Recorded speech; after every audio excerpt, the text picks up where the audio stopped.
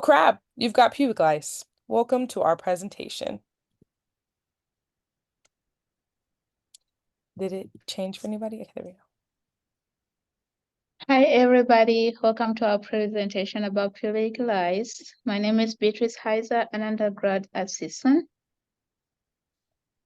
My name is Whitney Campbell, and I am an undergraduate in psychology at CSUN.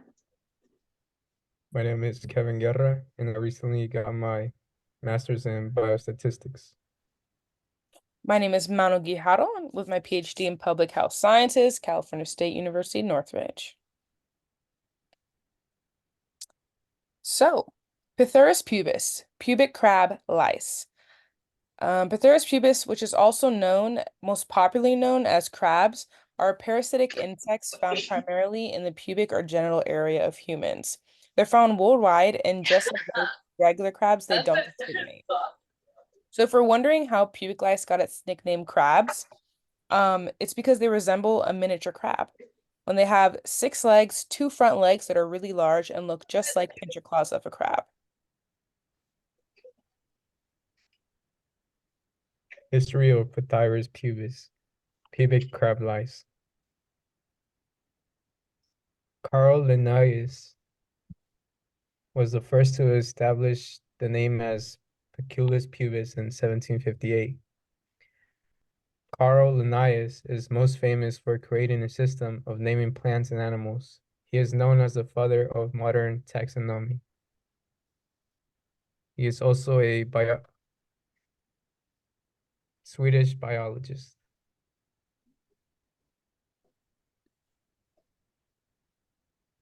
Pubic lice have been in the human population for as long as 10,000 years.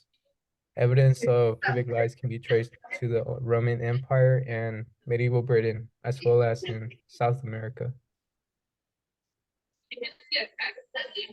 There's less archaeological evidence of pubic lice due to burial practices in ancient times, which called for cleaning bodies and removing body parasites before they were buried. So pubic lice have 3 stages or forms.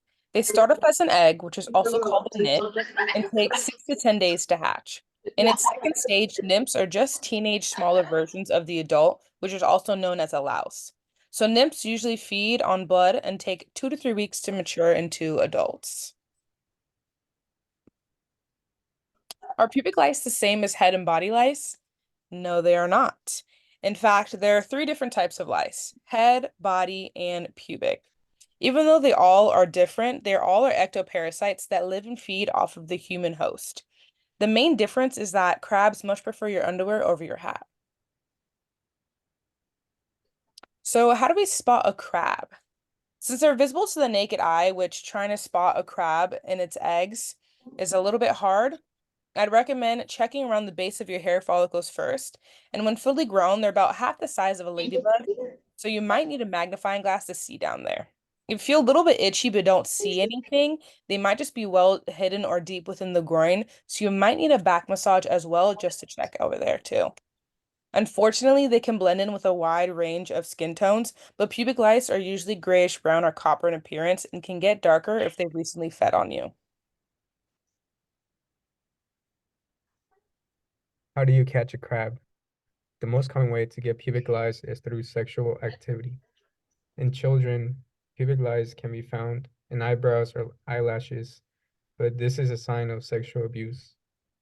It can also be possible to catch pubic lice after sharing clothes, bed sheets, or towels with the person that is infected.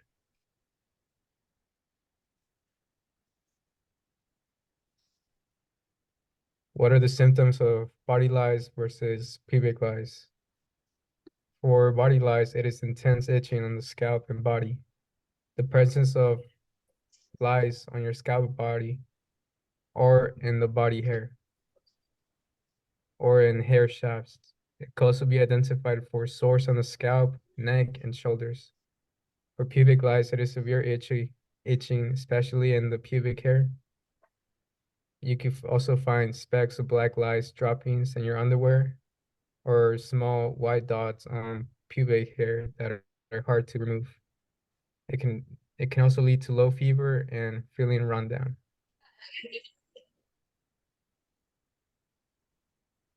Some of the risk factors and behavior as mentioned in previous slides, just to summarize it better. Like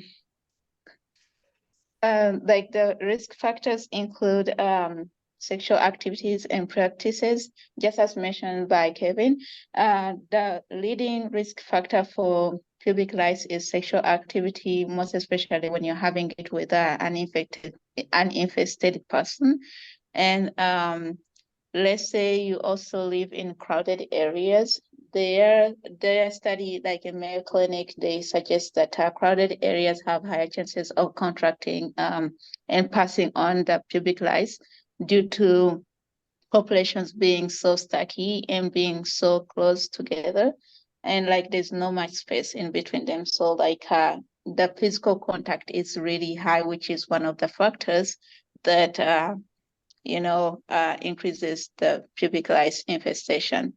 As mentioned in previous slides, again, the age doesn't matter. Like every age, all ages are at risk of being infested by pubic lice. But it's to be noted that a child age of 3 to 11, if they have like pubic lice, there are chances of being sexually abused. And it's highly notable in sexually active youths or like adults. It's also very common through sharing clothes with an infested person. Or like you could be sharing clothes with a person who is like more of like, you may be comfortable sharing with them, or like having knowledge that they don't have it, but maybe those people are sharing clothes with other people who are infested. So you may avoid sharing clothes as a whole. Poor personal hygiene, which may include like grooming yourself, like shaving, washing your genitals, and proper shampooing, conditioning, taking showers, and also physical contact, as I mentioned earlier, like when you come in contact with a person who is infested by pubic lice, there are high chances that you will be able to get them as well.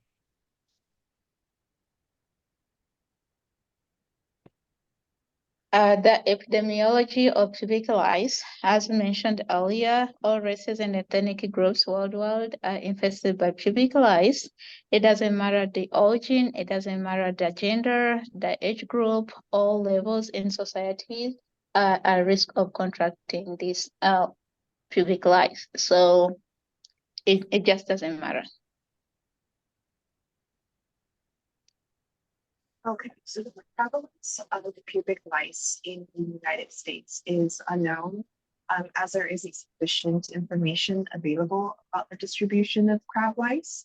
However, I was able to look at the study done in Spain in 1988 to 2001. Where the purpose of the study was to determine the trends of pubic lice infestation in a risk group of males and female prostitutes in an STD unit in Spain. And what they found was that the pubic lice infestation peaks at 20-year-old for men and 15 to 19 for women. They also found that men are more likely to be infested than women, and more so men who have sex with men who are infested and reinfested more often than heterosexual men. Approximately 2% of adults are infested worldwide. Worldwide, we're looking at the peak being from 15 to 40 years old. Lice infestation also decline as more people opt to shave or get Brazilians, as there is no body hair.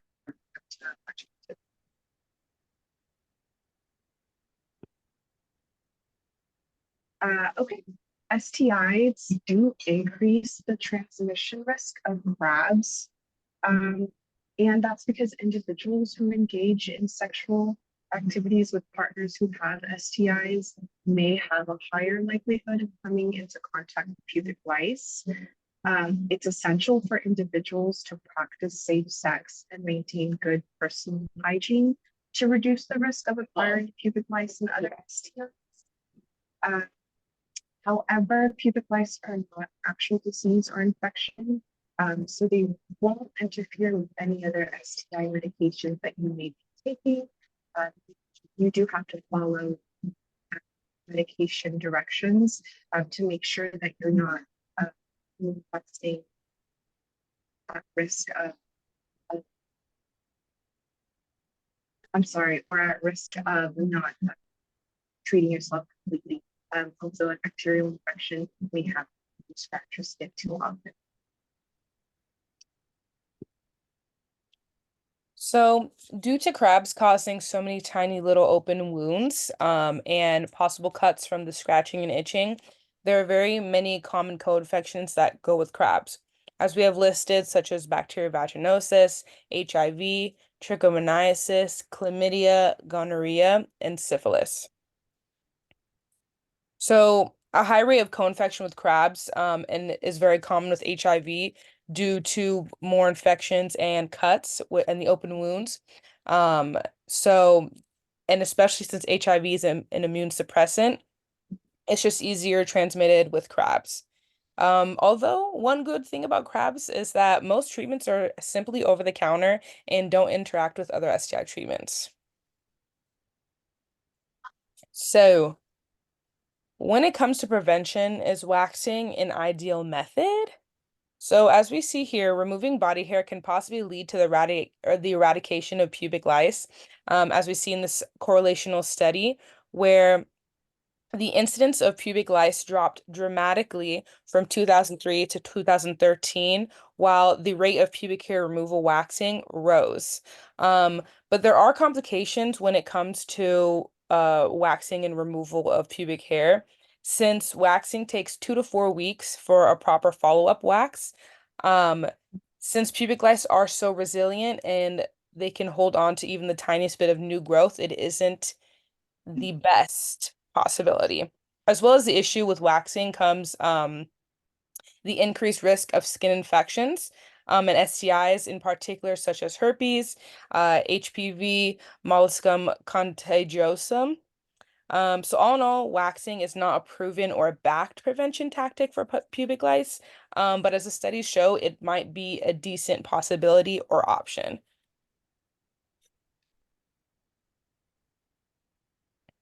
In one study from 1997 to 2003, they don't specifically mention what area of the world they did this study. However, it's one of the clinical studies that they did, and they were studying the correlation between pubic lice and some of the bacterial infections like chlamydia and gonorrhea. And from the statistical representation, we can see that at first, like the first 2 years, 1997 and 1998, pubic lice was at a high rate, which kind of brings the point to light of like it opened up these pores. Therefore, this bacterial infection was also like taking advantage of like, infecting these individuals. This data clarifies more of like the people who have gonorrhea also have pubic lice. All these people have both chlamydia and pubic lice. So it's more like they are coexisting on this host. And we see like it goes down dramatically, but it still stays like throughout the case study. So it still stays, meaning that throughout these infections, chlamydia and gonorrhea also correlate with pubic lice, which is more like brings to a question of like, what do you think comes first? Is it the pubic lice that opens a way for gonorrhea and chlamydia, or is it other way around, or can they come in at the same time and cause an impact on a person? I would say there are high chances of it being pubic lice first, and then chlamydia or gonorrhea respectively, and then they can both live on the same host. since the other one is ectoparasite and the other one is bacteria. So knowing that much information so far, how do we prevent the spread? So it's an ectoparasite. We really don't have any medical approaches so far, according to the studies done by several research sites. We have just preventative measures like avoiding sharing items like clothes and towels with an infested person. You know, a person who has like pubic lice may drop one on their clothes, and when you put on their clothes, there you go, you got a blister. So you can also limit on your sex partners. You can love your partner for love, for death, for worse, for good, but this crab ain't good. So you really want to limit your sexual activity with your partner once you know they have pubic lice, because it's one of a preventative measure. Like we say, you see it, like you gotta see it. If you don't see it, somebody gotta tell you about it. So once you know your partner has lice, limit your sexual activity, limit your physical contact, limit your intimacy, limit anything, put it on a hold. Advise your partner if they don't want to, so that they get treatment, and make sure they are getting treated. It's all gone. They finish their treatment. In your household, try your level best not to mix the infested clothes with the normal ones. In this case, I would say.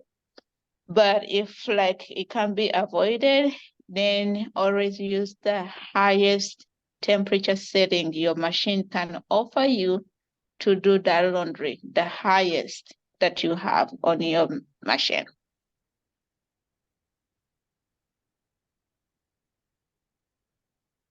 Already, this may sound like repeating like the previous slides, but again, in case you missed the do's when you walked in, we have the don't. Don't have sex or physical contact with someone who has crabs. Again, it can't be emphasized enough. It's something that you gotta see. It's not something spiritual. You don't have to imagine. Maybe you can imagine that they're scratching themselves and you're like, you got syphilis? No. You got crab? You can ask them. Be in the know-how. Don't be a victim of anything that you're not sure about. At all costs, do not use insecticides. I know sometimes like it can be mistaken like it's an insect, but don't use like an insecticide to spray on pubic lice. It's toxic. Insecticide itself is toxic to a human health. So you don't want to put insecticide on your body, even though it's approved that you can. I know like sometimes they do camping, so you can have like a spray to put off bugs, but you don't want to use an insecticide to treat crabs. When you try on clothes, like we all do, when you go to a store, make sure when you're trying on a cloth, let's say pants, a bathing suit in this case, make sure you have a layer that is a barrier between your skin and this clothes that you're trying on. Don't have physical contact with this clothes you're trying on, as you may never know. Maybe a person who tried on before has pubic lice, or maybe you yourself have pubic lice and you're gonna pass it on the next person. So whenever you're trying on these clothes, always make sure you have a clear barrier between your skin and this clothes. And generally avoid sharing your clothes, bedding, or towels. Once you know somebody has like has been infested by pubic lice, at all costs, do not share anything that they have used in the previous times. As it was mentioned earlier, how you can diagnose it is it's an ectoparasite. Therefore, it's going to be visually inspected. Somebody can look for you if you can see the areas, but if you can, it can be seen by a naked eye, and a nymph can be seen by a magnifying glass. And again, seek treatment once you see any of them. And some of these treatments, these the treatments so far that have been approved by FDA in America. When you go to other areas, other parts of the world, then you have like more options when it comes to over-the-counter medications. However, in America, FDA has only approved these three, and they can only kill adult, fully grown pubic lice. As for the nymph, you have to, like they don't kill the nymph because like it's a larva, it's like still covered in a capsule, which is not going to be penetrated through by this treatment. So there's more, that's why like it's advised to continuously use this medication until everything is gone, because the nymphs are not gonna die, the adults are going to die. However, the nymphs are going to grow into adults and the cycle repeats. So keep on using this treatment until you see there's no more pubic lice.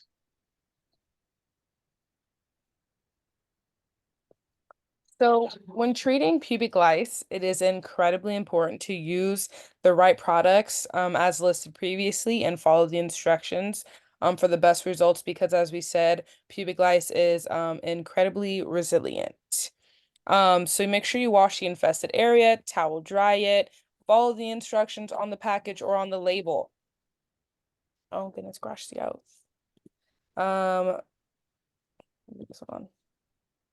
Is it working? Sorry, my bad. Thoroughly saturate the pubic hair and other infested areas with the lice medication. Leave it on for the recommended time as listed on the box, or on the label or on the instructions. Make sure, as stated before, you put on clean underwear and clothing after the treatment. Avoid sexual contact with infected partners or just in general other partners until both of you or you are fully treated and have been evaluated and ruled out persistent infestation. Please continue treatment in 9 to 10 days if live lice are still found. You can always go through your pubic hair with a little knit comb that they have for lice as well. And if you have been, if you have been positively diagnosed with pubic lice, make sure you do as well go tested for other STIs, as we do know they is very common with other co-infections.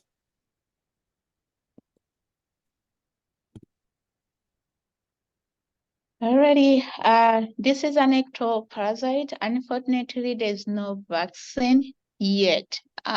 Maybe with more research to come in the future, they could find one.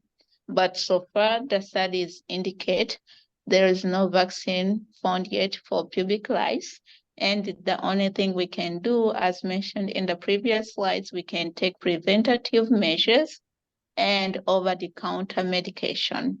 Just it's external, therefore we're just gonna use those until further notice. For the vaccines, there's no injectables, there's no drugs, there is no pills, there's nothing that you can take for pubic lice except just taking these measures.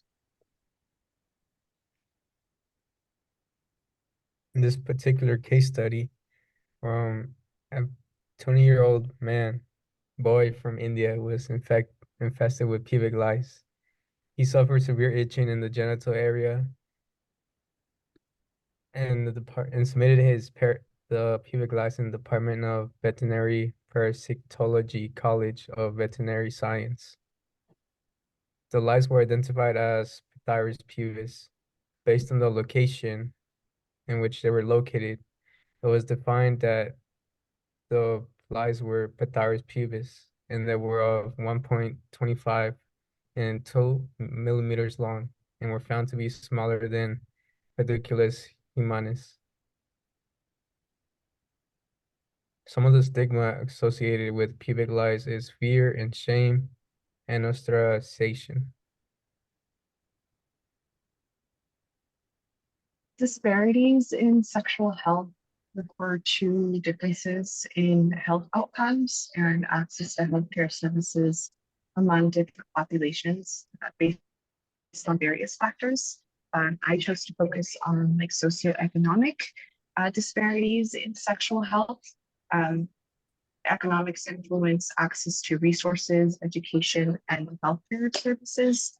Additionally, economic factors such as employment, sex work, and poverty can exacerbate stressors that impact sexual health and mental health. The financial scarcity appears to constrain sexual well-being. This was found in data that was obtained in a study of family planning clients in the US. Results found a strong correlation between sexual well-being and economic resource.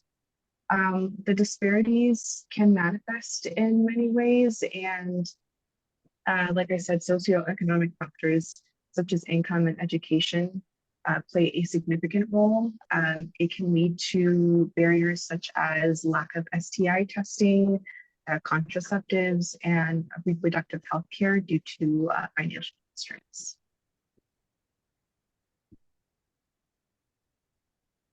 The health belief model is widely used in public health interventions and healthcare settings to understand and promote behaviors such as preventative screenings, vaccinations, and disease management. So if we were to use the health belief model and apply it to crabs, we'd be looking at what they perceive to be susceptible to a negative health condition, and how we can prevent that. So we can definitely avoid using personal items such as underwear or tight clothing, or trying on bathing suits with underwear on. And we can also practice safe sex and use condoms, or make sure that your partner is up to date with their STI testing.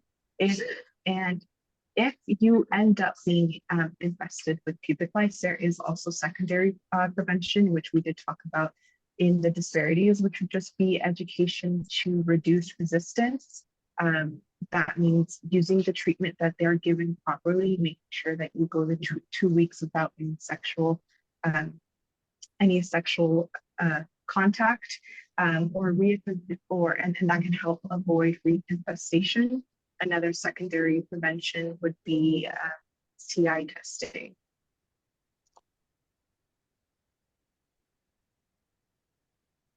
As for the ecological model, as we went over in class, we know ecological model describes the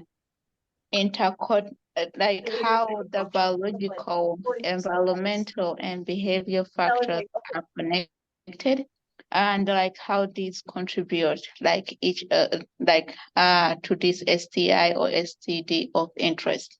We could have a relationship between behavior and biological, biological and environmental, behavior and environmental, and so forth.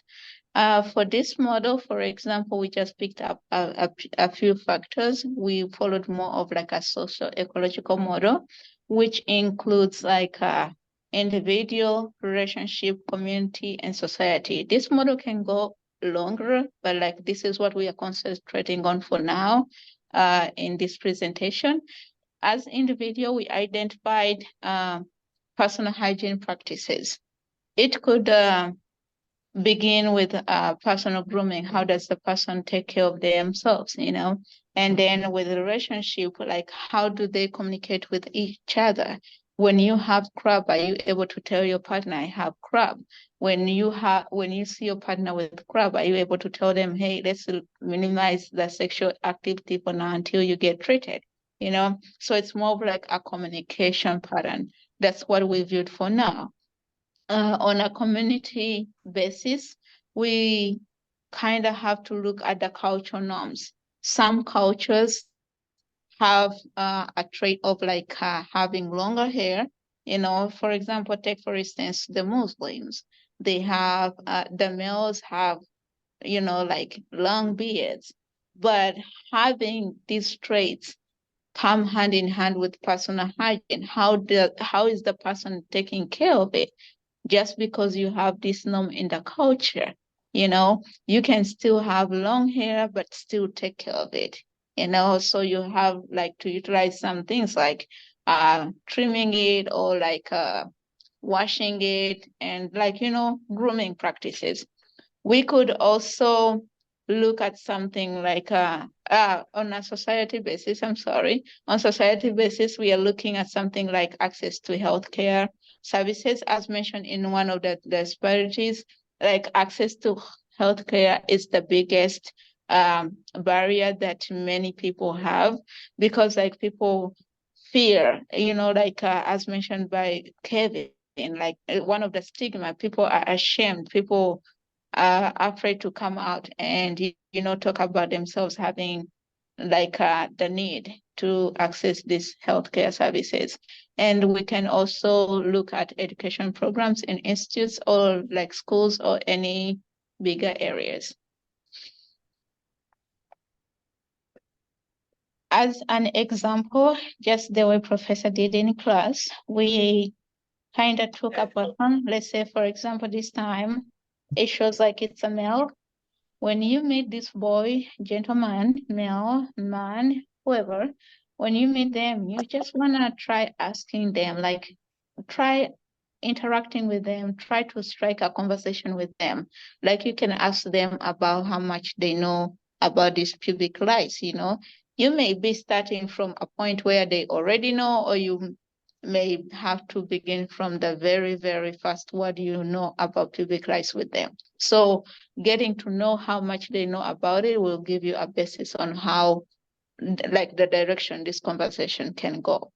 And after determining how much or feeding into a certain level, you can inquire about their interactions with their partners or their peers. If they have crabs, would they tell their peers? If they see their peers have crabs, would they ask, would they offer help, or how would they react to their peers?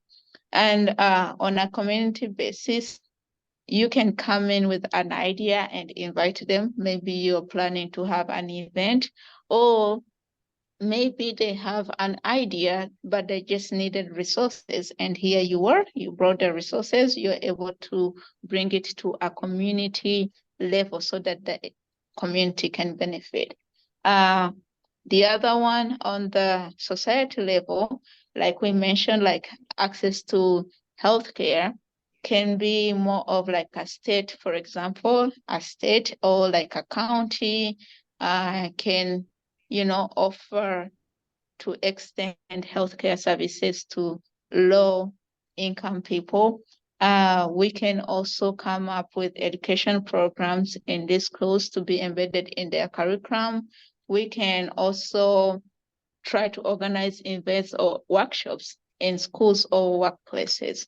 But like if you're talking to this person here, you want to know where they're standing in the society. If they're going to school, you want to ask if they're okay with seeing you in school, because it could be part of their stigma that they don't want to see you twice, So consent and clear communication will be helpful in this case.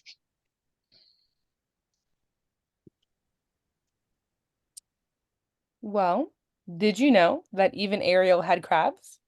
But these crabs aren't invited to the boil. So thank you for joining our presentation on Pithurus pubis. Ooh, thanks. Oh my gosh, how do I end it? Okay.